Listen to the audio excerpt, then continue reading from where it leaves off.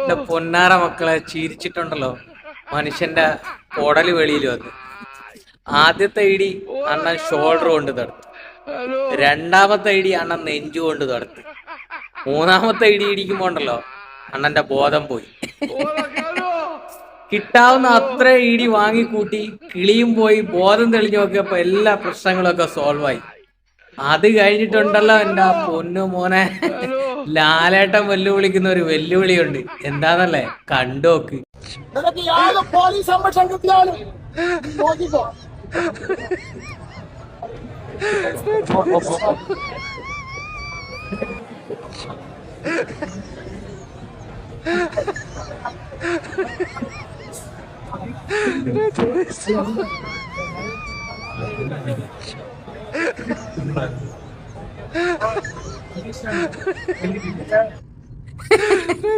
അണ്ണന്റെ വെല്ലുവിളി കണ്ടില്ലേ?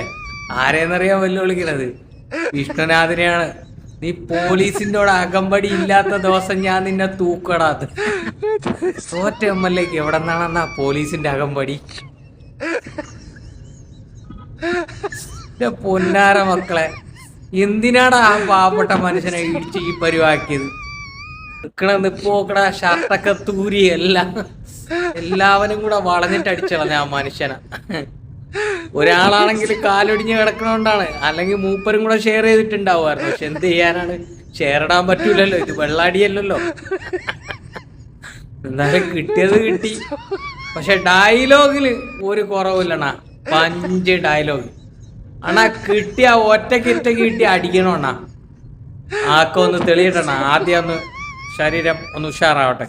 നമുക്ക് മറ്റേ എന്തോ ഇവിടെ എന്താ ഒരു ഏതൊരു ഇതുണ്ടല്ലോ നമ്മളെ തിരുവനന്തപുരത്ത്, മറ്റേ എണ്ണത്തോണി എന്ന് പറയുന്ന ഒരു സംഭവം ഉണ്ടല്ലോ, പോയി ഒന്ന് കിടന്നൊന്ന് സെറ്റായിട്ട് അണ്ണാ വിട്ടുകൊടുക്കല്. നമ്മളെ തിരുവനന്തപുരത്തെ ആളുടെ അഭിമാനം കാക്കണം അണ്ണൻ.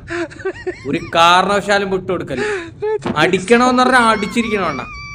അതിന് അണ്ണ നമ്മള് തിരുവനന്തപുരത്താരുണ്ടല്ലോ, തല പോയാലും പറയുന്ന വാക്ക്, നിങ്ങൾ ആ പറഞ്ഞ ആ ഡയലോഗ് ഉണ്ടല്ലോ, എനിക്ക് അത് ഇഷ്ടപ്പെട്ടു. പോലീസിന്റെ അകമ്പടി ഇല്ലാതെ നിന്നെ കിട്ടിയ തിരുത്തള ഇവിടാണ്. അത് പൊളിക്കണ്ണ, സെറ്റാണ്. നിങ്ങൾ പൊളിയാണെണ്ണ. എന്റെ അണ്ണന്റെ ദേഹത്ത് നീ ഒരു തരി പൂഴി വാരിയിട്ട എന്തോന്ന്, നീ പൂഴി വാരിയിടാൻ സ്ഥലമില്ലെന്നാ ഞാൻ എന്തോ പറയാനെണ്ണ.